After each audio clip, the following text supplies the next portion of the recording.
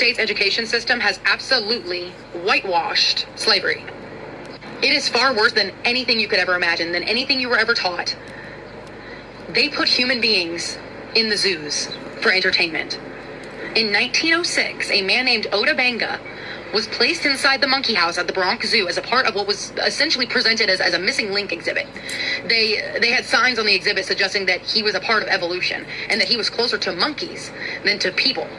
And they would pay 25 cents to watch him fight with orangutans for rotten fruit. And he didn't just come from nowhere. He was a survivor of the Congo under King Leopold II, which, if you know nothing about that, entire villages were being wiped out. Benga's parents were killed, and a businessman named Samuel Phillips Werner promised him safety, and instead brought him to the United States and handed him over to the zoo director, who was looking for an eye-catching exhibit in his primate house. And the media didn't step in either. Propaganda was so strong in the United States at the time that even the New York Times reported on Benga in a way that basically suggested he was lucky to be housed and to be fed. And Benga began to fight back, right? He starts distancing himself from crowds that were staring at him. He starts targeting visitors with a bow and arrow. Outrage starts growing, right?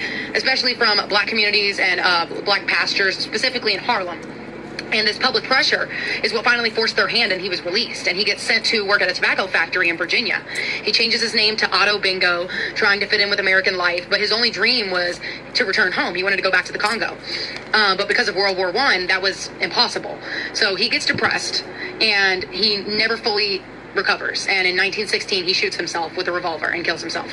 And the Bronx Zoo didn't issue an official apology until 2020.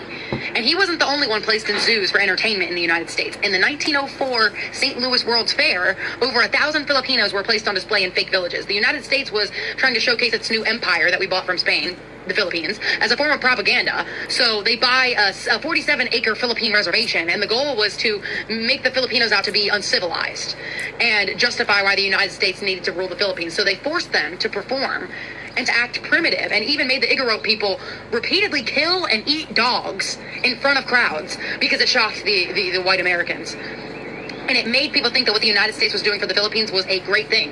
And they were forced to live through the Missouri winter weather in traditional Filipino clothing, and dozens of them died from pneumonia and disease.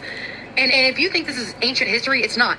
The human zoos didn't end until 1958. The civil rights movement was right around the corner, to put it into perspective. So when we talk about racism like it's just old laws or something that happened a long time ago, we're leaving out the part where people were displayed, humiliated, and killed so that people could be entertained. And if you think this still doesn't seep into entertainment today, ask yourself this: why do clowns have overdrawn lips, big noses, and afros? Where do you think that look came from?